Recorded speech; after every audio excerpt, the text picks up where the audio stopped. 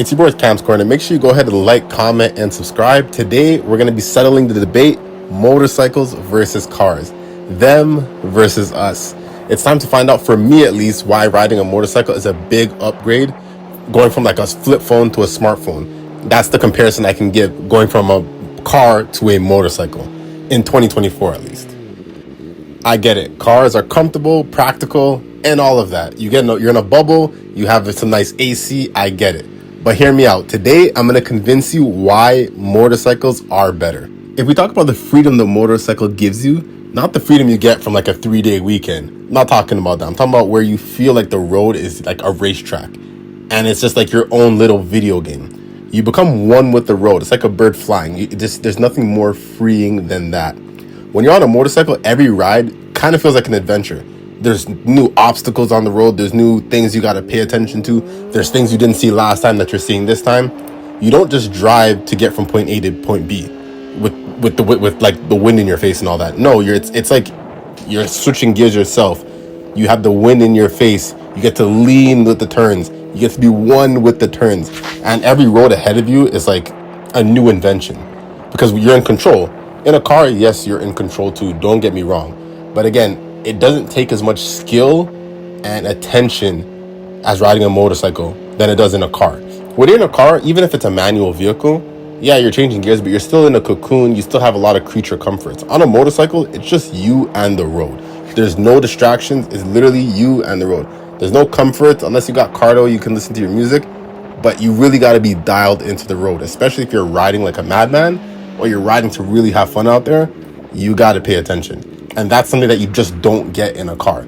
No matter about all these car influencers saying they got the BMW M3 or BMW M2, for example, a BMW M3 or an M2 is nowhere close to the experience as an S1000 or an M1000, just like you see in the thumbnail. Those two vehicles, the price difference is very far, and the miles per gallon is very far as well. There's nothing like a motorcycle. Even when you talk about the cost difference between a car versus a motorcycle, it's night and day. Yes, motorcycle insurance is expensive, don't get me wrong. But if you're getting a comparable car that will be able to even come close to the performance of a motorcycle, you're going to be spending around $500-$600 a month in insurance. So I wouldn't even use insurance as a deterrent. Repairs also. It's going to be way less expensive to repair the most expensive motorcycle compared to even mid-level sports car. Comparison's night and day. And another thing that you don't really think about is gas. If you're riding to have fun, you can ride so far with $15. In your car, if you want to drive that same distance, you're spending $120. Especially if you have a sports car and you're using 91 or 93, or if you're in America using E85, it's just ridiculously expensive. That's why a lot of car guys, if you notice, and I'm talking to my bikers here, if you notice a lot of car guys, they just go to meets and they just park their car. They don't actually do any driving. They're not really doing any group drives from what I've seen. It's a lot of just meeting up, going to a park, going to a Dunkin' Donuts, Tim Hortons, and just parking and just talking and looking at people's, modifications of their car. But they don't get to actually go and enjoy their cars the same way that you would get to go out and enjoy your bike. Now, in terms of the fuel, I can ride on an hour on a tank and spend not even close to as much money as someone that would be driving for an hour. So that's one of the main things for me. Even with brakes, on a expensive motorcycle, I can pay maybe $500 for brakes, let's say $500-$600. On a car, for a brake job, you're looking at $1,500, all brakes all around. It's not even close. And if you're like me and you like to ride your bike hard, or you want to drive your car hard, you better be doing the maintenance. Because the last thing you want to do is get into an accident because you weren't maintaining your bike or car correctly. So get a motorcycle, it will be your wallet's best friend. And if you're like me and you like to ride your bike downtown, one of the motorcycle superpowers that no one talks about is the parking. No more circling the block downtown for 25 minutes looking for a parking spot or paying a ridiculous $40 to park in a parking garage downtown. Trying to find a space with your car is impossible. With a motorcycle, you could literally park anywhere.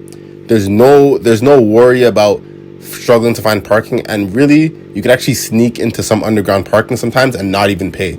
Just duck your head below and park your motorcycle. And I've done it. with no issue. Now, that is risky. I'm not telling you to do that, but it does work, at least for me. When you have a car, there's like you're so scared of somebody nicking your car or opening the door onto your car. Now, yes, with a bike, someone could obviously push over your bike. But for me personally, I parked my bike downtown Toronto so many times with other bikes and had no issues. Nobody sat on my bike. Nobody pushed my bike over. And that's something you just don't get with a car. There's just way more worry with a car. Even if, God forbid, someone were to push over my motorcycle, for me to fix the fairings wouldn't be that as expensive. If somebody were to back into my BMW M3 and they damage my front bumper sensors, I'm looking at a $3,000-$4,000 repair. It's just night and day. And that's something you just don't want to worry about when you're trying to just enjoy the ride or the drive. And that's another reason why I'd put a car below a motorcycle. And that's just my opinion. And for those of you that don't have a bike and that are looking to get a bike, on a bike, just realize you feel every turn, every gear change, every drop of power as you shift. And with the right bike, you could reach ridiculous speeds in no time. In a car, you could do the same thing, but you're not going to feel the same as on a bike with the wind and feeling everything, feeling every bit on the road. You're not going to get the same experience. It's not just about driving. It's about riding, the agility, the speed, and let's not forget the noise. There's nothing like the sound of a well-tuned exhaust. I'll put a little clip of my exhaust here so you guys can hear what my bike even sounds like. Cars, they're good for making you feel comfortable in on a cushy sofa on wheels. But a motorcycle, it's like strapping a rocket between your legs and going to fly. Like, it's a completely different thing. That's another thing that we just have over cars, where I would put motorcycles just above cars. That's just what it is. There's no way around that. You can compare, let's say you compare a BMW M3 or a C63 AMG. The sound on that bike is going to be amazing, don't get me wrong. But the sound on a 4-cylinder motorcycle with a slip-on alone, not even a full exhaust, a car can't compete with that. It just can't. The attention, I've been riding around my bike, and I've passed Lamborghinis on my bike. And literally kids are pointing at my bike. They're not even paying attention to the Lamborghini because the bike is just so much more special. It has such a cool factor to it. Now, don't get me wrong. That's not with every bike.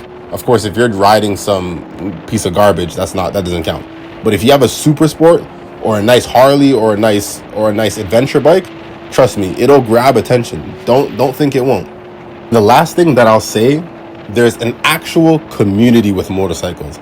You're a part of an unspoken brotherhood or sisterhood of road warriors. Everywhere you go, you get a wave from another bike. That silent salute, it's like a nod of respect. You're all in it together, living the same life of freedom and adventure. That's just not something that you get with a car. People with cars, for example, it's more of a popularity contest and who has more money than who. Don't get me wrong, bikes are expensive, but essentially you could afford any single bike out there. If you have a decent job, there's no bike that's out of reach. Now with cars, to get a very nice car that even competes with a bike, you're spending $70,000 plus. There's no car you're going to get that competes with an S1000 that's under $100,000. There's just none. You're just not getting it. With that whole package, it's not going to happen. So with the car, it's kind of who has money. That's why you'll notice a lot of car guys complaining hey, these guys aren't even real car guys anymore. These guys just buy a BMW, get a downpipe and a tune, and they get a wrap, and all of a sudden they're at the meets and they're top shit. In the bike community, it's not like that.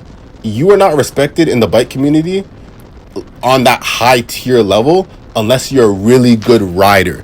You actually have to ride your bike, and not just on straight lines doing straight line runs. No, you got to be back roads, and your people are seeing you bend the knee, your knees touching near the ground. That's the type of stuff that gets respect in the community. It's not who has the most money, because if you're on a bike, it's more about the skill, and I think that's more special. And in my personal opinion, from experiencing both going to car meets and going to bike meets, going to car meets, it's kind of clicky. It just clicks here and there. A bike meet, if you're a new bike rider and you go to any group event, you could talk to anyone and they'll invite you like they've been known you for 10 years. That's not something you're going to get in the car community, because the BMW guys, for example, they're the BMW guys. The Mercedes guys, they're Mercedes guys. If you go to a car meet with a Honda and it's a Euro car meet, you're not going to get any respect. You're going to be looked at. You're going to be looked down upon. I don't care what people will say in the comments. It's just true. You will be looked down upon. If you go to a BMW and Ducati meet and you're on your CBR 600, which is a Honda, if you don't know, they're going to treat you the exact same as they would everyone else.